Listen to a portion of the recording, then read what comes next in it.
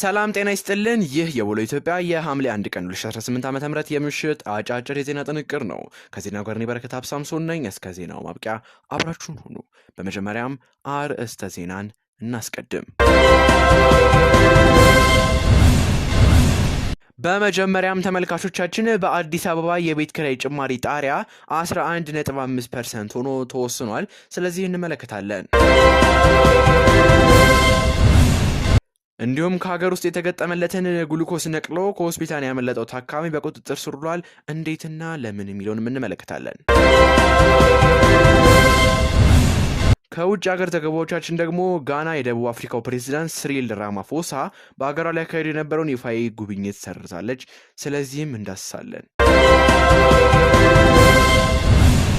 እንዲሁም አሜሪካ በደቡብ ኢራን ጥቃት አደረሰች የሚል የዜና ጥንቅርም አለን። እስከ ዜናው ማብቂያ አብራችሁን ሁኑ።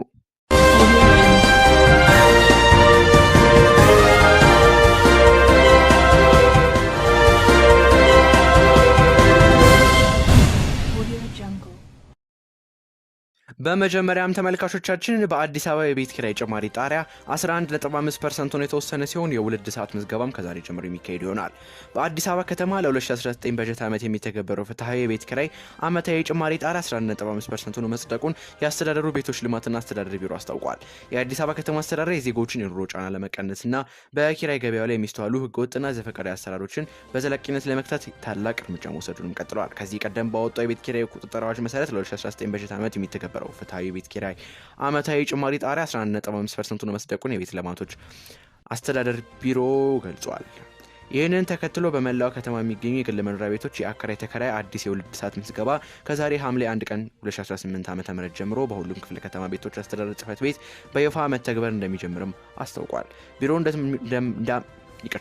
ቢሮ እንዳመለከተው ይህ የዋጋ ማስተካከያ ውሳኔ በዘፈቀደ የተወሰነ ሳይሆን በከተማዋ ሰፊ ሳይንሳዊ ጥናት ተካሂዶ የነዋሪውን እውነተኛ የመክፈል አቅም ባገናዘበ መልኩ የተዘጋጀ መሆኑንም ተመላክቷል። ይህ አሰራር በአንድ በኩል አከራዮች ወቅቱንና የኢኮኖሚያዊ ሁኔታውን ያገናዘበ ፍትሐዊ ገቢ እንዲያገኙ የሚያረጋግጥ ሲሆን፣ በሌላ በኩል ደግሞ ተከራዮች ከገቢያቸው ጋር የተመጣጠነ ኪራይ በመክፈል የተረጋጋ ሕይወት እንዲመሩም ያደርጋልም የተባለ ሲሆን ውሳኔው ያለውን የኑሮ ጫና በከፍተኛ ደረጃ በመቀነስ ረገድ የጎላ ማህበራዊ፣ ኢኮኖሚያዊና መልካም አስተዳደር ፋይዳዎች እንዳሉትም ቢሮ አረጋግጧል። ቀጥለናል ተመልካቾቻችን። የተገጠመለትን ግሉኮስ ነቅሎ ከሆስፒታል ያመለጠው ታራሚ በቁጥጥር ስር ዋለ። በጂንካ ማረሚያ ተቋም በስርቆት ወንጀል ተከሶ የነበረውና በጤና ችግር ምክንያት ወደ ጂንካ ዞናል ሆስፒታል ለሕክምና የገባው ታራሚ ከሆስፒታል ካመለጠ በኋላ በቁጥጥር ስር መዋሉን ጂንካ ማረሚያ ፖሊስ ተቋም አስታውቋል። የተቋሙ አዛዥ ምክትል ኮማንደር አስቻለው ነሬሬ ለብስራት ሬዲዮ እንደተናገሩት ታራሚው በስርቆት ወንጀል ተከሶ መደበኛ ቀጠሮን እየተከታተለ የነበረ ሲሆን በጤና ችግር ምክንያት ለከፍተኛ ሕክምና ወደ ጂንካ ዞናል ሆስፒታል ተልኮ ነበር። ታራሚው ሆስፒታል በነበረበት ወቅት በህክምና ላይ የተገጠመለትን ግሉኮስ ነቅሎ ለሊቱ 2 ሰዓት አካባቢ ማምለጡም ተገልጿል። መረጃ የደረሳቸው የማረሚያ ተቋሙ አመራሮች ከአካባቢው የጸጥታ አካላት ጋር በመተባበር ባደረጉት ክትትል ከሌሊቱ 10 ሰዓት ተይዞ በቁጥጥር ስር ሊውልም ችሏል። ታራሚው በተከሰሰበት ወንጀል በመጸጸት ህጉ የሚሰጠውን ውሳኔ ተቀብሎ መታረም ሲገባው ለህክምና በተላከበት ወቅት ማምለጡ በጉዳዩ ላይ በህግ አግባብ ምርመራ ተደርጎ ውሳኔ ይሰጣል ሲሉ ኮማንደር አስቻለው ነሬሬ ለብስራት ሬዲዮ ተናግረዋል። እየተመለከታችሁ የምትገኙት የውሎ ኢትዮጵያ የምሽት የዜና ጥንቅርና አብራችሁን ቆዩ። ጋና የደቡብ አፍሪካው ፕሬዝዳንት ሲሪል ራማፎሳ በሀገሯ ላይ ያካሄዱ የነበረውን ይፋዊ ጉብኝት ሰረዘች። የአክራ መንግስት ጉብኝቱን ከመሰረዙ ውሳኔ የደረሰው በደቡብ አፍሪካ በተቀሰቀሰ መጤጠል እንቅስቃሴ ምክንያት የሁለቱ ሀገራት ዲፕሎማሲ ግንኙነት ከአጣብቂኝ በመግባቱ ነው። በመጤጠል እንቅስቃሴው ሳቢያ በመቶዎች የሚቆጠሩ ጋናውያን ወደ ሀገራቸው ተገለው እንዲመለሱ በመደረጉ የመንግስታቱ ግንኙነት ሻክረዋል። ፕሬዝዳንቱ ወደ አክራ ቢመጡ ሰፊ የህዝብ ተቃውሞ ይገጥማቸዋል ተብሎ መሰጋቱ ለጉብኝቱ መሰረዙ ዋና ምክንያት ሆኖ ተጠቅሷል። የጋና መንግስት ቃል አቀባይ ጉብኝቱ የተሰረዘው ላልተወሰነ ጊዜ ነው ማለቱንም ቢቢሲ ዘግቧል።